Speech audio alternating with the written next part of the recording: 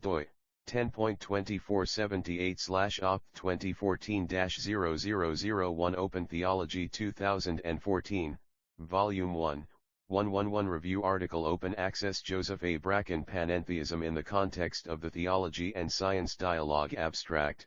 The term panentheism, literally, everything in God, mediates between pantheism of the sort espoused by Spinoza and classical theism, God as transcendent creator of the world. In this essay, in dialogue with the contemporary Danish theologian Niels Henrik Gregersen, I review various historical positions re panentheism before concluding with a summary statement of my own understanding of the God-world relationship. The ancient Greek Orthodox tradition, for example, can be retrieved to set forth what might be called soteriological panentheism, whereby the communitarian life of the three divine persons of the Christian doctrine of the Trinity is freely offered to all creatures at the end of the world.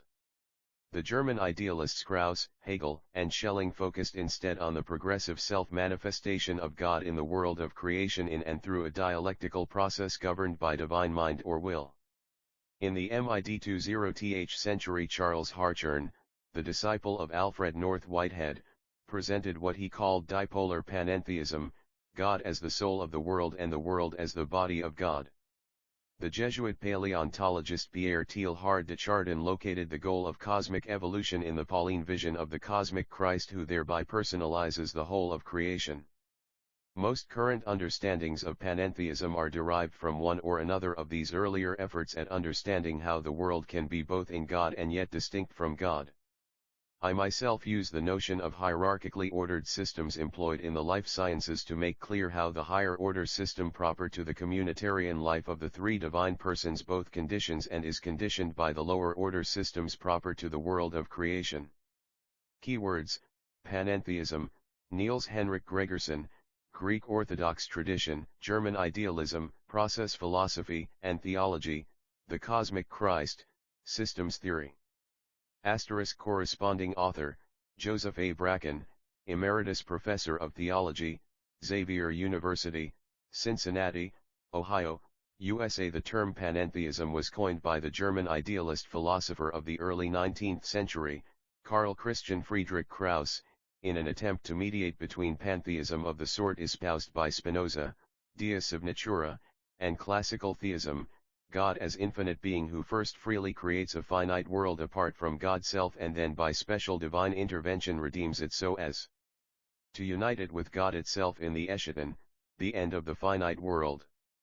As Michael Brearley comments, at every stage of its entry into modern theology, panentheism has represented a middle path between two extremes, and so it has explicitly become one of the three essential types of the most fundamental of doctrines, the doctrine of God. Classical theism, pantheism, and panentheism are recognized as the basic patterns through which the doctrine of God can be analyzed. Brearley 2004, 3. Perhaps more precisely, panentheism represents the modern attempt to offer a coherent explanation of the term infinite being as applied to the God of biblical revelation. To quote Philip Clayton in his magisterial work The Problem of God in Modern Thought, philosophical theologians have long struggled to show how an entity can be at the same time an individual being and being itself. On the one hand, a ground of being lacks the attributes for being personal, for example, being in relationship to something outside itself. There is nothing outside itself. On the other hand, a being is per se finite, since only in contrast to something else is it this being. Yet the notion of God is supposed to encompass both of these concepts. God is supposed to be the infinite being. Clayton 2478. Copyright 2014 Joseph A. Bracken, Licensee de Gruyter Open. This work is licensed under the Creative Commons Attribution Non-Commercial No Derivatives 3.0 license. To Joseph A. Bracken. In the following essay, I will review positions pro and con of a number of prominent contemporary Christian philosophers of science and Christian theologians re the notion of panentheism before concluding with a summary statement of my own understanding of panentheism via a systems-oriented approach to reality. As my guide for this overview of positions re panentheism, I will use the typology of Niels Henrik Gregersen in an article entitled 3 Varieties of Panentheism, Gregerson 2004, 19-35. By way of introductory remarks, he indicates why he took such a pluralistic approach to the notion of panentheism. In his view, the concept of panentheism is not stable in itself. The little word "in" is the hinge of it all. There may be as many panentheisms as there are ways of qualifying the world's being in God. 19. Yet they all share the intuition of a living two-way relation between God and world, within the inclusive reality of God. 20. The three varieties of panentheism are in their more or less historical order of appearance within the history of Christianity: soteriological panentheism, in the Greek Orthodox tradition as interpreted by Greek Orthodox theologians like John Tsitsioulas; expressivist panentheism, in the context of the German idealists Hegel and the late Schelling; and the dipolar panentheism inspired by Alfred North Whitehead and his disciple Charles Hartshorne. I will first review Gregerson's comments re each of these approaches and then note the points where we agree and disagree. With reference to soteriological panentheism, Gregerson initially notes that the God-world relationship developed by Thomas Aquinas and other medieval philosophers/theologians cannot be classified as panentheistic, i.e., involving a two-way relation between God and the world.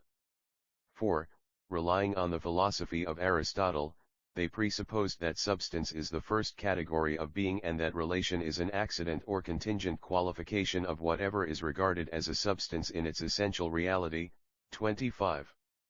With respect to the God-world relationship, this means that God has a real relation to the world, but the world has only a conceptual relation to God.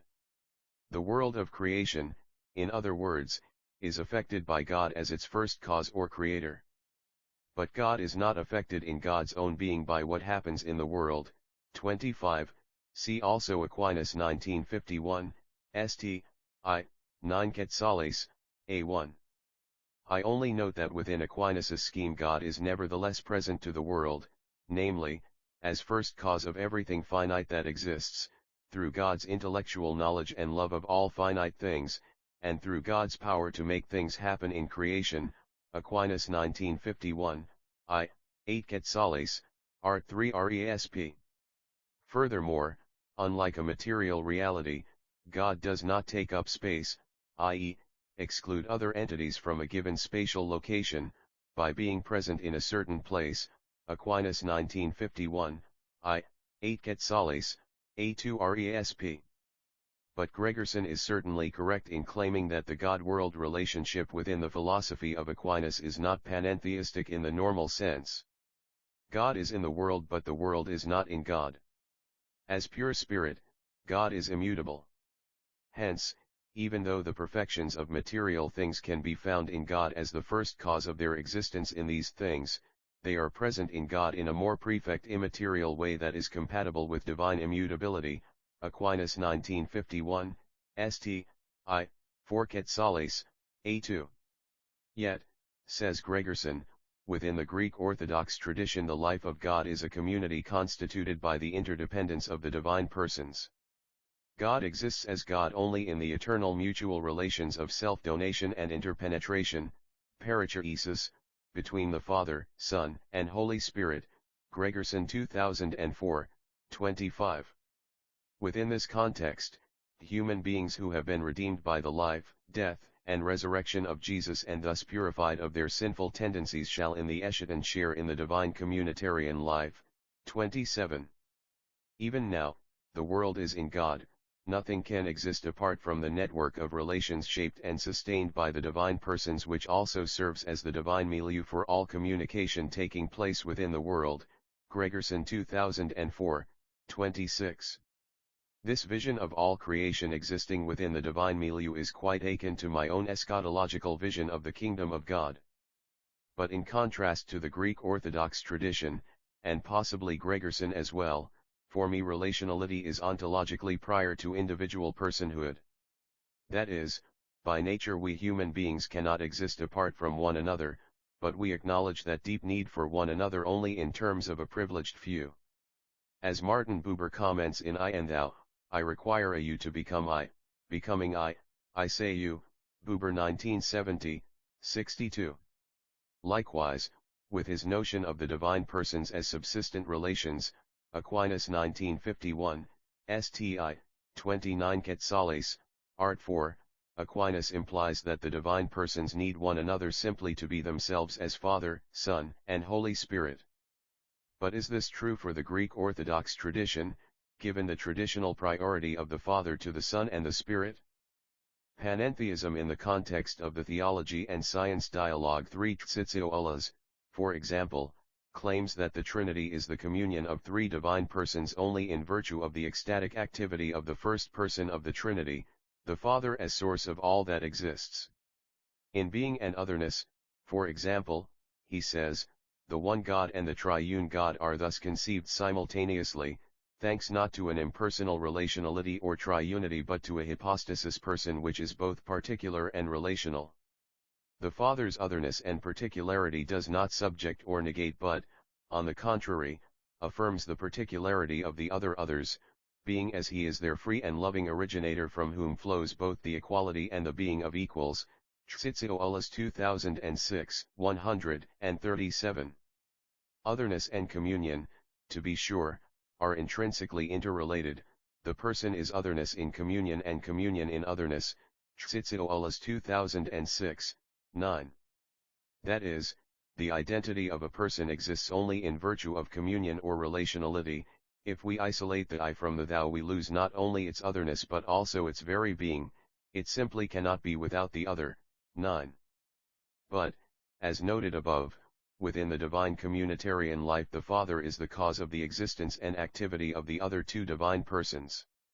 So, while the Father needs the Son and the Spirit to be Father, just as they need him to be themselves, their equality with one another still has its origin in the ecstatic self-transcending personhood of the Father. In the theology of Aquinas, God as first cause is beyond the categories of substance and accident.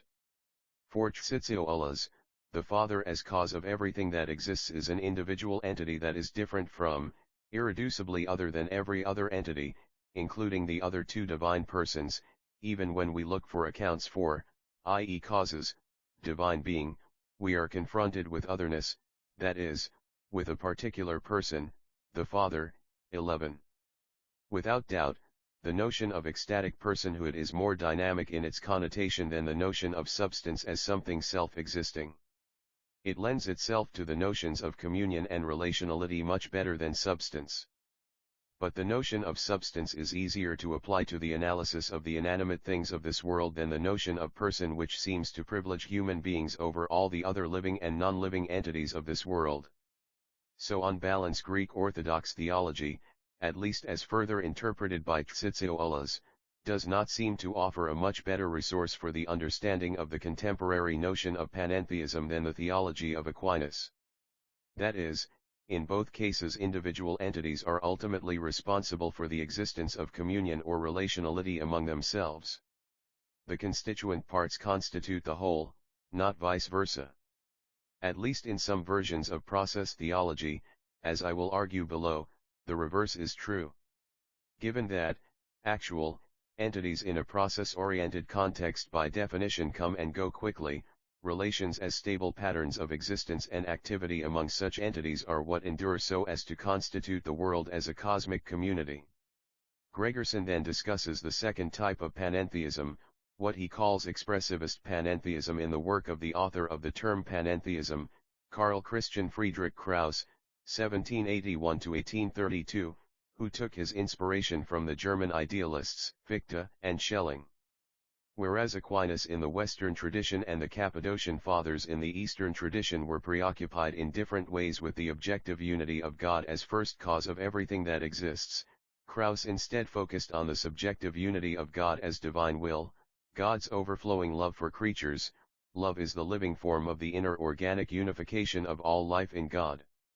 Love is the eternal will of God to be lovingly present in all beings and to take back the life of all his members into himself as their whole life. Gregerson 2004, 28. Conceiving God in terms of love or the divine will contrasts sharply with the traditional Thomistic understanding of God as in the first place mind, not will. A central feature of Thomism is its emphasis on intellect, on the primacy of intellect in God and man, and generally on the rational structure of the created universe. Duns Scotus, on the contrary, assigned primacy to will, in both God and man, Jones 1969, 311. That is, within the Thomistic scheme human free will generally follows the last practical judgment of the intellect, Copleston 1962, 101. But, within Scotus's understanding of human psychology, the will has no cause other than itself. Like God's will, ours is completely free to choose whatever it will, Jones 1969, 312. Thus the will in both God and human beings moves itself, it is not moved by the intellect to its proper choice. Similarly, Aquinas's Franciscan contemporary Bonaventure emphasized the overflowing goodness of God the Father, which accounts both for a plurality of persons within the divine life and the existence of creation, Bracken 2008, 22. With the focus on will rather than intellect in both God and human beings, of course, one has moved for Joseph A. Bracken from the realm of objectivity governed by rational cause-effect relations to the realm of subjectivity in which spontaneity and free choice are key factors. Thus Krauss's panentheism shares the goal of romanticism and idealism, viz., to overcome the split between humanity and nature and to move beyond the alternatives of a supernatural theism, as epitomized by Leibniz, and the idea of pantheism, as formulated by Spinoza, Gregerson 2004, 28. I concur with Gregerson in that judgment. I likewise agree that Hegel in his own way advanced Krauss's insight into divine subjectivity to set forth his own dialectical understanding of the God-world relationship. The overarching model of God is here one of a self-conscious subjectivity who creates the otherness of creation in order to bring it back into divine life. Hegel is here an heir of the Western version of Trinitarian theology that gives priority to the unity of God, here in the form of the self-manifesting subjectivity of the Father. 30. God is one, but the unity of God is not that of transcendent first cause in a world constituted by finite cause-effect relationships in ordered relation to that first cause, but the unity of a transcendent subjectivity, absolute spirit as the identity of subjectivity and objectivity. But, in line with Schelling's critique of Hegel, beginning with Schelling's lectures on the history of philosophy at the University of Munich in 1827, I would argue that Hegel's understanding of divine, and human, subjectivity is still far too rational with little or no place for will in the form of non-rational feeling and desire. For Schelling in the so-called middle and late periods of his philosophical career, however, will in the form of desire, Sehnsucht, replaced mind or pure rationality in his understanding of the God-world relationship. For example, in his Freiheitsschrift published in 1809, Schelling dealt with first the possibility and then the reality of human evil or sin. Schelling used the mystical philosophy of Jacob Boehme to stipulate that the ground of being both in God and in creation is not mind but feeling-oriented non-rational will, Bracken 1972, 43-56. So the dialectic in Schelling is not between logical contradictories as in the philosophy of Hegel but between competing wills, the will of the ground, non-rational desire, and the rational will which in God are perfectly harmonized but in human beings are in ongoing conflict. Then, in his late philosophy Schelling contrasted the negative philosophy of Hegel and his own system des transcendentalen idealism of his early period with his new positive philosophy. The negative philosophy is purely conceptual with logical determinism as a result. The positive philosophy is empirically grounded in the de facto free choice, Urtat, of the divine subjectivity to reveal Godself in and through the process of creation, Bracken 1972, 102-120. Schelling then is much more in line with Krauss's strong emphasis on God as divine love that is governed by feeling instead of transcendent mind that is governed by reason as with Hegel. Even more important for this historical overview of the doctrine of panentheism in the West is Schelling's emphasis in the Freiheitsschrift that God's self-revelation in and through the cosmic process is primarily aimed at the creation of human beings as likewise free in their dealings with God even at the cost of bringing evil into the world as an indirect consequence, Bracken 1972, 39-40. One could question, of course, whether the freedom of God to create and the freedom of human beings to respond freely to God both in the Freiheitsskrift and later in the positive philosophy of Schelling's late period are grounded in a necessity of nature, a dialectical process whereby both God and human beings achieve personhood. Bracken 1972, 57-61. But even so, Schelling makes clear that intersubjectivity, not just subjectivity, is key to understanding the true God-world relationship. What is not free cannot be in God fully, namely as person to person, but only exists tangentially in God as likewise impersonal or pre-personal, namely, as the ground of being. Bracken 1972, 38. In Hegel's philosophy, on the contrary, there is the end only one subjectivity, absolute spirit. All finite subjectivities are instrumental to the full self-manifestation of God as the identity of subjectivity and objectivity. This is not to discount the many valuable insights to be found in the phenomenology of spirit, notably in Hegel's analysis of the master-slave dialectic at the beginning of Book 2 on self-consciousness. But the movement of thought in the phenomenology is toward the conceptual realization of absolute spirit as the complete identity of subjectivity and objectivity. This concept can only be empirically identified with God or the reader of Hegel's philosophy who accepts it as true. In itself, as Schelling pointed out with his contrast between negative and positive philosophy, it is a closed conceptual system without empirical reference, a triumph of speculative logic but nothing more. Panentheism in the context of the Theology and Science Dialogue 5. Gregerson's analysis and critique of dipolar or Whiteheadian panentheism is in my judgment basically correct. It is important to note, however, that Whitehead himself would not have immediately thought of himself as a panentheist although his philosophical cosmology is dipolar.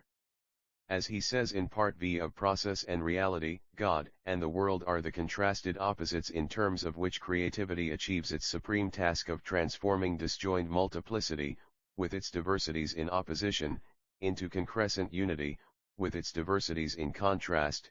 Whitehead 1978, 348. So for Whitehead the dipolarity is not within God but between God and the world, and the unity of existence and activity within the notion of dipolarity is to be found not in God but in creativity as the principle of the cosmic process or simply in the cosmic process itself as a systematic whole. Hartshorne presumably derived his notion of panentheism from Whitehead's claim that God has two natures, the primordial nature, namely, the unlimited conceptual realization of the absolute wealth of potentiality, Whitehead 1978, 343, and the consequent nature, namely, the weaving of God's physical feelings through prehension of the world of finite actual entities from moment to moment upon his primordial concepts, 345. In other words, within God there is a timeless intuition of a world of eternal objects, abstract patterns of existence and activity for finite actual entities in their dynamic interrelation, an apprehension or empirical perception of all the events in the cosmic process from moment to moment. Thus within God there is an ongoing unification of potentiality and actuality so that God can be the ongoing principle of unity within a world otherwise characterized by pure diversity. For Hartshorne the primordial nature of God represents God as transcendent of the empirical world, the consequent nature represents God as immanent within the world. Gregerson 2004, 31, Hartshorne and Rees 1953, 506.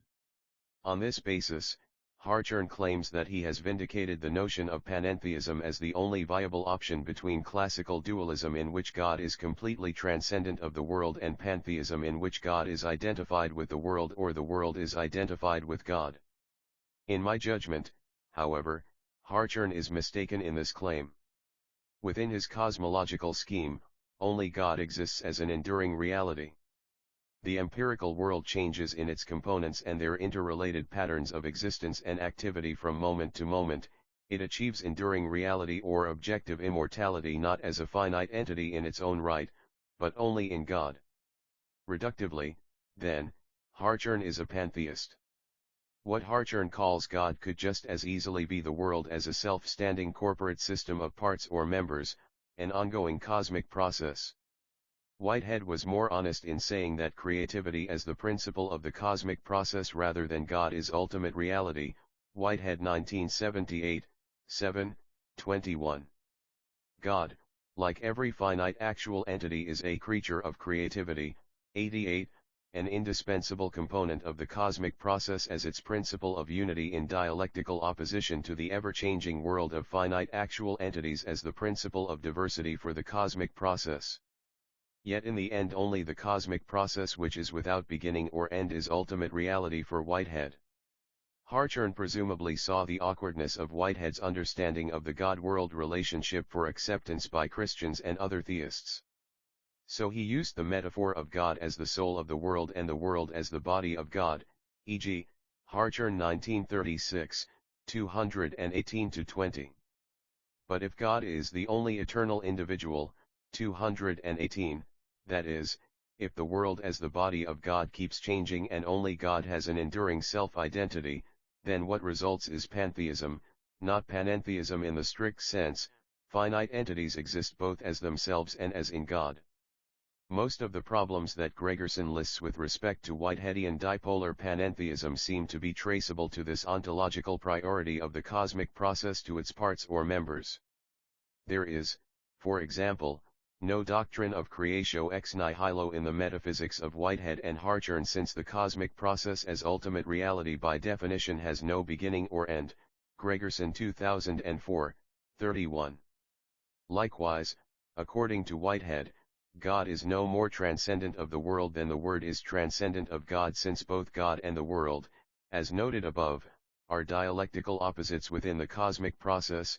Whitehead 1978, 348, Gregerson 2004, 33. In my own work on a process-oriented panentheism, as Gregerson acknowledges, Gregerson 2004, 3 and 5, God transcends the world in that the world originates from within the divine ground of being, the structured field of activity proper to the three divine persons in their ongoing relationship with one another apart from the world of creation. Here is where my prior research and writing on Schelling's notion of the ground of being for both God and creation, cf. above, was very helpful. If one is to think of the God-world relationship in terms of panentheism, creatures within God but still distinct from God in their ongoing existence and activity, it makes much more sense 6 Joseph A. Bracken to claim that God and creatures share a common ground of being, which is in the first place the vital source for the ongoing existence and activity of God apart from the world. Especially if God is triune, an ongoing unity of existence and activity for three distinct but dynamically interrelated divine persons, the thought of creation as coming into existence and being sustained by the same vital source as that for the three divine persons, albeit only through their antecedent free decision to share their life with creatures, seems to be a very reasonable hypothesis. One thereby avoids the speculative problem in classical metaphysics of how God and creation can coexist without the concomitant danger of either pantheism or dualism. Entities can presumably share comparable activities with one another much easier than their very identity as different kinds of entities. One other contemporary school of thought on the issue of panentheism that Gregerson did not mention in his overview is that inspired by Pierre Teilhard de Chardin and currently represented by Beatrice Brutillat, founder of a network of Christian contemplatives, Ilia Delio and John Haught of the Woodstock Center at Georgetown University in Washington, D.C., Ursula King at the University of Bristol in the United Kingdom, Mary Evelyn Tucker at Yale Divinity School, and many others, C.E.G. Duffy.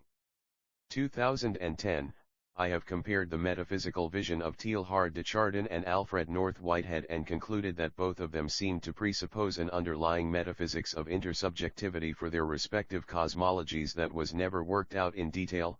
Bracken 2010, 163-71. In this article I will only call attention to one feature of Teilhard's version of panentheism with which I take issue, namely, his vision of the cosmic Christ as the goal of the cosmic process on this earth and with respect to the salvation of the human race. As I see it, Teilhard was working within the framework of Aristotelian Thomistic metaphysics in trying to articulate his metaphysical vision. As a result, he interpreted the growth and overall directionality of the evolutionary process in terms of final causality in a deterministic sense. While Christian belief in the cosmic Christ is grounded in the Pauline epistles, F1, 3-10, Kernel 1, 15-20, within the New Testament, it cannot be empirically verified by careful analysis of the actual workings of the evolutionary process to date. There is too much contingency at work, especially at the level of living organisms, to warrant that conclusion on a scientific basis. Thus Whitehead's comment in Process and Reality to the effect that the general purpose pervading nature is the ongoing growth of more complex structured societies of actual entities, Whitehead 1978, 100, would seem to be more in line with the thinking of contemporary natural scientists. A Christian can certainly affirm the goal of transcendent union with the cosmic Christ at the end of the world. But this is a faith statement, not a necessary consequence of an empirically established scientific hypothesis.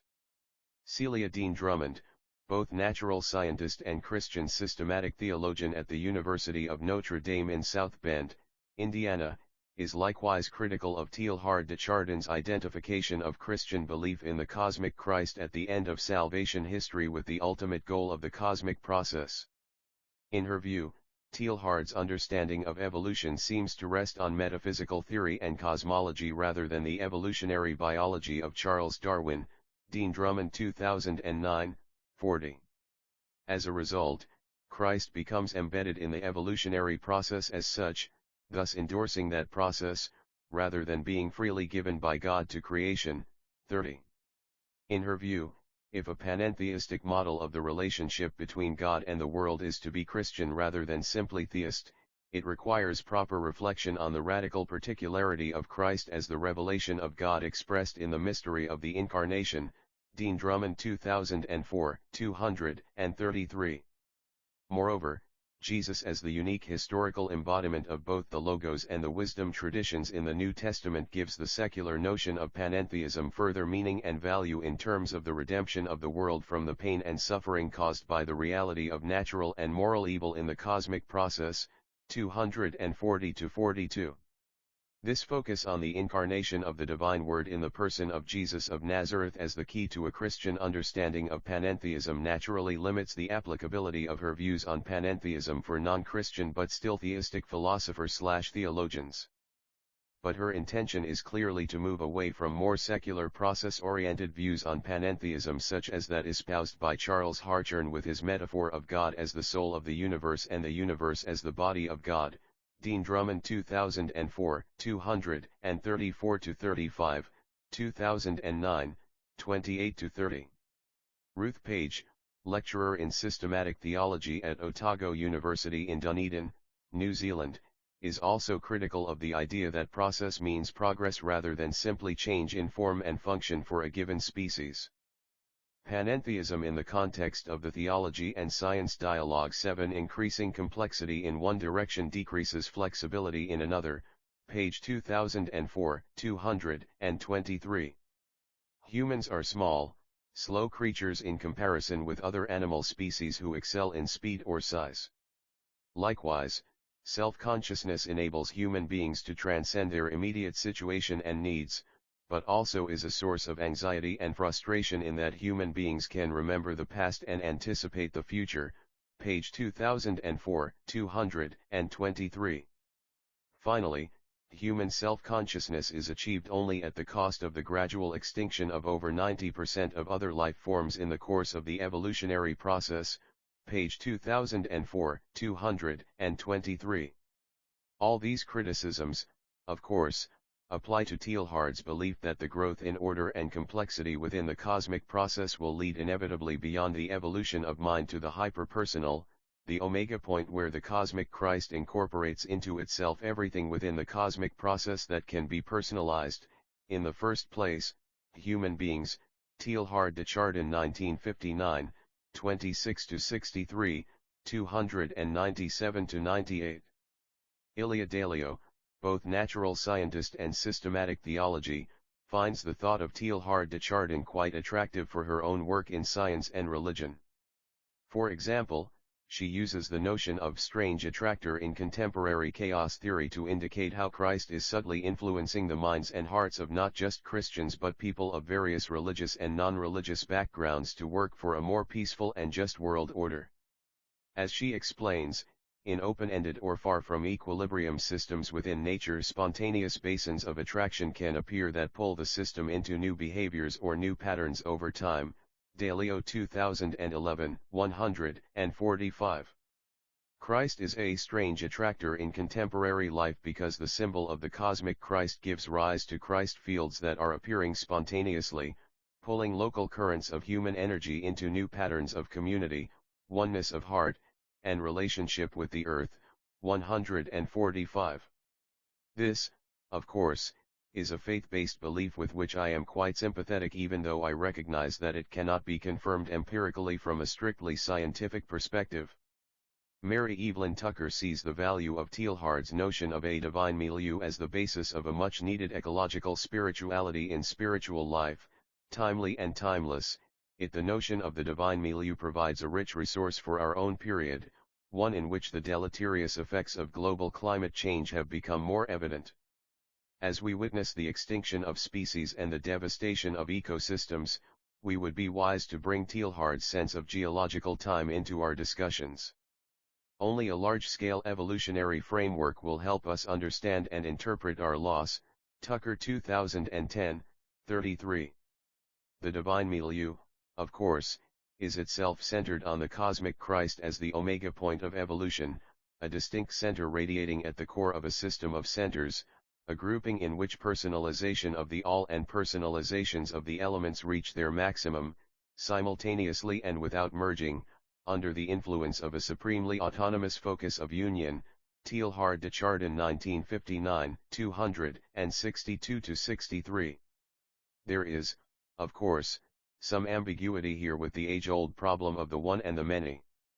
A transcendent one tends to subordinate the many to itself with covert monism, in this case, pantheism, a danger as a result. A one that is emergent out of the interplay of the many, i.e., the one as a system of entities rather than a transcendent individual entity, is much more consistent with the idea of panentheism, as I shall indicate shortly in the exposition of my own version of panentheism. But here too, of course, there is no way from a scientific perspective to prove that there is an ultimate goal of the cosmic process and that the cosmic Christ is that ultimate goal or omega point of the process. The image of the divine milieu in Teilhard's mystical vision also figures prominently in a recent article by Ursula King on Teilhard's cosmic spirituality. On the one hand, milieu clearly means environment or context.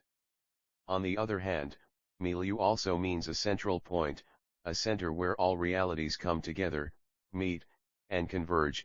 King 2010, 21. Given that Teilhard was an incarnational Trinitarian theist, 25, it might be better to describe the divine milieu as the structured field of activity first for the ongoing dynamic interrelation of the three divine persons and then, by the free decision of these same divine persons, the ground of being or vital source of activity for the world of creation from the Big Bang onward. In this way, creation literally exists within what might be called the kingdom of God. The key point here is to avoid identifying the divine milieu with an individual entity, even the cosmic Christ. One has to employ a socially oriented concept such as the kingdom of God in which the divine persons and all their creatures are co-participants, albeit in different ways and in varying degrees.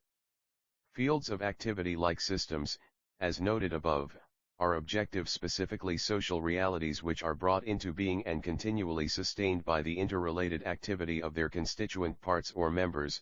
From a Whiteheadian perspective, constituent actual entities as dynamically interrelated subjects of experience.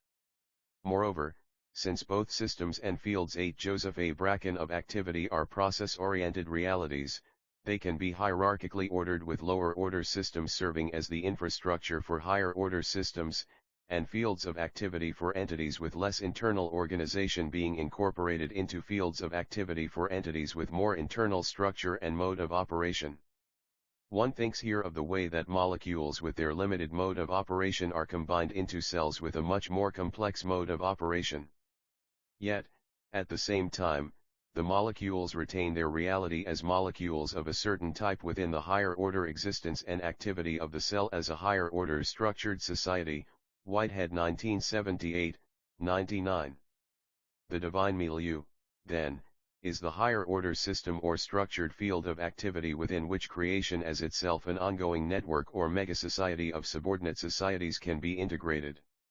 In this way, the divine milieu can radiate throughout all levels of the universe, through matter, life, and human experience, King 2010, 21, without any risk of pantheism as a result. In an article entitled Teilhard and the Question of Life Suffering, John Haught claims that more is needed for the explanation of suffering in this world, especially gratuitous or seemingly pointless suffering, than the standard Darwinian understanding of suffering as an adaptation that enhances the probability of survival and reproductive success in complex organisms, Haught 2010, 53. 4. According to Darwin, sentient subjects have to struggle for existence. Struggling, of course, is an instance of striving, but it is only subjects that can strive or aim intentionally at achieving a goal, 58. With his premise that there is an inside as well as an outside for every molecule, however, Teilhard presupposes the existence of subjectivity everywhere in the world, Teilhard 1959, 72. Even more important for understanding the role of suffering within the evolutionary process, says Haught, is that Teilhard views suffering in the context of an unfinished creation rather than exclusively in terms of expiation, Haught 2010, 60. Suffering is not a consequence of sin to be paid for by the suffering and death of Jesus on the cross, but rather as a sacrificial moment in the movement toward a final goal, a future cosmic unity in the everlasting care of a God who calls the universe into being from up ahead in the future, 63. This is an inspirational idea, but I myself am suspicious that it still reflects an Aristotelian Thomistic notion of final causality with the implication of a predetermined divine goal for the cosmic process. In line with the thinking of Whitehead, I would readily concede that the future as well as the past figures heavily in the self-constitution of an actual entity in the present moment. That is, the past is what bears upon the actual entity's self-constituting decision in terms of settled fact, and the future impacts upon the present in terms of realizable, as opposed to fanciful, possibilities. Hence, the future has objective reality in the present, but no formal actuality, Whitehead 1978, 215. Likewise, God's care for a universe still in the making is for Whitehead and myself not from up ahead in the future but in the present moment. The revolts of destructive evil, purely self-regarding, are dismissed into their triviality of individual facts, and yet the good they did achieve in individual joy, in individual sorrow, in the introduction of needed contrast, is yet saved by its relation to the completed whole, 346. So in a Whiteheadian process-oriented universe, the whole is achieved moment by moment. Unlike the Aristotelian Thomistic understanding of the whole, it does not lie in the future except as a possibility for future growth. Finally, Beatrice Brutia likewise draws inspiration from Teilhard for her vision of the cosmic process as the ecstasy of God, God's self-manifestation in what is other than God's self, Brutia 1997, 21. The underlying philosophical insight for her belief that the world is God's ecstasy is an understanding of the relation between the one and the many that I myself share. The many are not reduced to the one, and the one is not scattered into the many. 18. The three divine persons of the Christian doctrine of the Trinity are both enstatic and ecstatic, existing both in themselves and outside of themselves in the other two persons. 97. Then, in line with Teilhard's vision of the within as well as the without of everything in this world, Teilhard 1959, 68-74, she claims that the wholeness characteristic of the communitarian life of the three divine persons is likewise the distinguishing mark of the ongoing evolution of the cosmic process since the Big Bang. The physical world consists of systems based on intersubjectivity, the sharing of existence and activity among dynamically interrelated subjects of experience, Brutia 1997, 43, 48-50, Teilhard 1959, 43 to 44. Two theologically oriented metaphors fill out her cosmic vision of the God-world relationship, incarnation and Theotokos, in Greek, God-bearer. The incarnation is the cosmos as God taking form as the finite, God coming down into / as the world. This is God's act, for God's reasons, God's panentheism in the context of the Theology and Science Dialogue 9 Self-Expression, Brutian 1997, 21. As the title of her book states, the cosmos is God's ecstasy, God's singular self-manifestation. The Theotokos, on the contrary, is the cosmos as giving birth to God, bringing the creative act full circle, Brutian 1997, 21. The descent of the infinite God into the finite world is thereby matched with the ascent of the finite world into symbiotic relationship with God as God's child. But the world is still separate from God as a child is separate from the parent who gave it birth and shares its genes with the child, Brutian 1997, 41. Much can be said in praise of Brutia's understanding of the God-world relationship. It is clearly in line with Teilhard's cosmic vision that the triune God is both the alpha and the omega of the evolutionary process on this earth. Yet, for the same reason, I am wary of a too close relationship between God and the world with the danger of an implicit pantheism as a result. For example, in referring to the universe as the child of the Trinity, is she implying that the universe is of the same nature as God, just as a human child is of the same nature as its parents, a different individual but sharing the same human nature?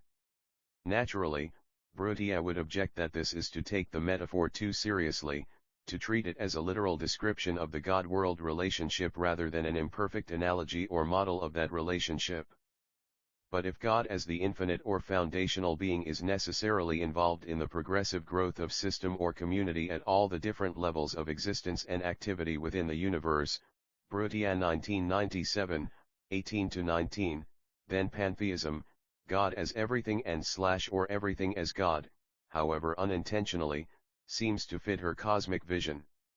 That is, either God incorporates the world into God's self-fulfillment, God's ecstasy, or the world as the ongoing symbiosis of the one and the many includes God, specifically the cosmic Christ, as its supreme actualization or instantiation. To sum up my review of various positions on the notion of panentheism thus far, I conclude that Gregerson is correct in thinking that the concept of panentheism is not stable in itself. The little word "in" is the hinge of it all. There may be as many panentheisms as there are ways of qualifying the world's being in God, Gregerson 2004, 19. Hence, I offer a brief sketch of my own version of panentheism as a way to end this essay. It too, of course, is no more than a symbolic representation of what cannot be observed and thus be capable of empirical verification, Barber 1997, 119. In line with Alfred North Whitehead, I presuppose that physical reality is constituted by actual entities, momentary self-constituting subjects of experience that rapidly follow one another and thereby preserve what Whitehead calls a common element of form or defining characteristic, Whitehead 1978, 34. I differ from Whitehead in claiming that the aggregates or societies of actual entities that thus result have an objective reality over and above their constituent actual entities in their dynamic interrelation from moment to moment. They equivalently become enduring things or Aristotelian substances, albeit enduring things that evolve in terms of that same common element of form or defining characteristic as a consequence of having constituent parts or members that are in constant flux. Hence, whereas an Aristotelian substance has a fixed substantial form that actively governs the way its constituent parts or members are ordered to one another and to itself, a Whiteheadian society in my view is the ongoing byproduct or objective result of the agency of its constituent actual entities from moment to moment. Thus a Whiteheadian society is a process more than it is an enduring thing.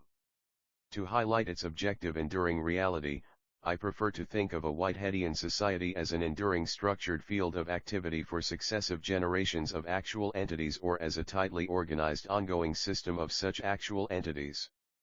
Finally, Thus understood, these structured fields of activity or systems of actual entities can be hierarchically ordered vis-a-vis one another so as to constitute progressively more comprehensive fields of activity or megasystems with multiple subsystems as their constituent parts or members. Given that systems-oriented approach to physical reality, I can then proceed to describe the communitarian life of the three divine persons of the Christian doctrine of the Trinity as also a system, in fact, as the primordial system within the hierarchy of systems characteristic of physical reality. Moreover, if a system presupposes for its operation a shared field of activity for the ongoing interrelation of its parts or members, then the shared field of activity for the ongoing interaction of the divine persons could conceivably be the space within which the cosmic process originated billions of years ago and into which it is destined to be more and more fully integrated as time goes on. Gregerson, to be sure, cautioned in his article Three Varieties of Panentheism against the uncritical use of spatial metaphors to imagine what is meant by the term panentheism on the grounds that the transcendence of God would be understood 10 Joseph A. Bracken as mere extension of the world's space, Gregerson 1997, 20. But in my own spatial metaphor for the God-world relationship, it is rather the world that exists within God's space or roominess, as Gregerson puts it. Furthermore, if one presupposes that within a systems-oriented approach to reality, there is both a top-down and a bottom-up causation between hierarchically ordered systems, the higher-order system in each case being constrained in its existence and activity by the mode of operation of the lower-order system, S, and vice versa, the lower-order system, S, being constrained in their existence and activity by the mode of operation of the higher-order system, then there is no need for a causal joint to explain how God impacts on the world and the world impacts on God. The classic unbridgeable differences between the natural and the supernatural orders in systematic theology tend to disappear in an ongoing symbiosis, to use Brotier's term, of divine and creaturely activity in this world. I am still thinking metaphorically here to describe something beyond human comprehension. But systematic theology is metaphorically grounded, as I see it. I use the metaphor of system, classical systematic theology, in line with Aristotelian Thomistic metaphysics, used the metaphor of substance or individual entity as its foundational concept. Substance presupposes a metaphysics of being, system presupposes a metaphysics based on becoming or change. Here, of course, one can counter-argue that conventional human experience testifies to the ontological priority of entities to the systems in which they participate. One must first exist in order to act, agere sequitur esse. But, if, as Whitehead argued in Science and the Modern World, conventional human experience is largely based on convenient abstractions from the enormous complexity of what is going on in the world around us, Whitehead 1967, 50-51, then perhaps the opposite is the case. Entities exist and are perceived as such by human beings only in virtue of antecedent interrelated activities, esse sequitur agere. Entities are the byproducts of activities, not vice versa. I argue this point in much greater detail in a forthcoming book, Bracken 2014. But here I simply argue that the most of the conceptual problems associated with explanation of the term panentheism might be due to a choice of the wrong foundational concepts. Within the classical metaphysics of being, panentheism is problematic. Within a metaphysics based on becoming or change, panentheism as a model of the God-world relationship might make much more sense, even be seen as obvious. One is, of course, still working with a model or symbolic representation of a humanly incomprehensible reality. But, as most natural scientists would agree, some models make more sense than others, e.g., McMullen, 697-709. Received, January 3, 2014, accepted, January 21, 2014. References: Aquinas, Thomas. 1951, Summa Theologia. Madrid, Biblioteca de Autores Cristianos. Barber, Ian. 1997, Religion and Science, Historical and Contemporary Issues. San Francisco, CA, HarperCollins. Bracken, Joseph A. 1972. Freiheit und Kausalität bei Schelling, Symposium, N 38. Freiburg/Munich, Karl Albert Verlag Bracken, Joseph A. 2014. The World in the Trinity, Systems Theory in Science and Religion. Minneapolis, M.N., Fortress. Brutia, Beatrice. 1997. God's Ecstasy, The Creation of a Self-Creating World. New York, Crossroad. Buber, Martin. 1970. I and Thou. Translated by Walter Kaufman. New York, Scribners. Clayton, Philip. 2000. The Problem of God in Modern Thought. Grand Rapids, M.I., Eerdmans. Kopelstein, Frederick. 1962. A History of Philosophy, Volume 2, Medieval Philosophy, Part 2. Garden City, New York, Doubleday. Dean Drummond, Celia. 2004. The Logos as Wisdom, A Starting Point for a Sophionic Theology of Creation, in whom we live and move and have our being, Panentheistic Reflections on God's Presence in a Scientific World. Edited by Philip Clayton and Arthur Peacock. Grand Rapids, M.I., Eerdmans. Duffy, Kathleen. 2010. Rediscovering Teilhard's Fire. Edited by Kathleen Duffy, SSJ Philadelphia, PA, St. Joseph's University Press. Gregerson, Niels Henrik. 2004. Three Varieties of Panentheism, in whom we live and move and have our being, Panentheistic Reflections on God's Presence in a Scientific World. Edited by Philip Clayton and Arthur Peacock. Grand Rapids, M.I., Eerdmans. Hartshorne, Charles. 1936. The Compound Individual, in Philosophical Essays for Alfred North Whitehead, 193-220. Edited by F.S.C. Northrup. New York and Russell. Hartshorne, Charles, and William L. Rees. 1953. Philosophers Speak of God. Chicago, I.L., University of Chicago Press. Panentheism in the Context of the Theology and Science Dialogue 11 Haught, John F. 2010. Teilhard and the Question of Life Suffering, in Rediscovering Teilhard's Fire. Edited by Kathleen Duffy, SSJ Philadelphia, PA, St. Joseph's University Press. Jones, W.T. 1969. A History of Western Philosophy, The Medieval Mind, 2nd edition. New York, Harcourt, Brace and World. King, Ursula. 2010. Spirit of Fire, Teilhard's Cosmic Spirituality, in Rediscovering Teilhard's Fire. Edited by Kathleen Duffy, SSJ Philadelphia, PA, St. Joseph's University Press. McMullen, Ernan. 2012. Values in Science, in Zygone 47 fourths, 686-709. Page, Ruth. 2004. Panentheism and Pansyntheism, God in Relation, in whom we live and move and have our being, Panentheistic Reflections on God's Presence in a Scientific World. Edited by Philip Clayton and Arthur Peacock. Grand Rapids, M.I., Eerdmans. Teilhard de Chardin, Pierre.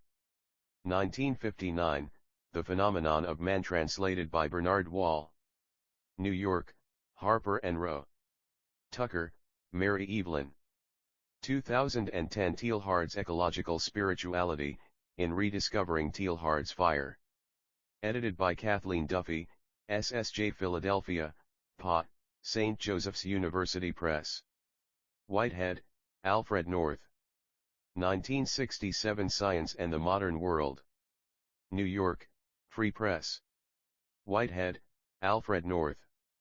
1978. Process and Reality, an Essay in Cosmology.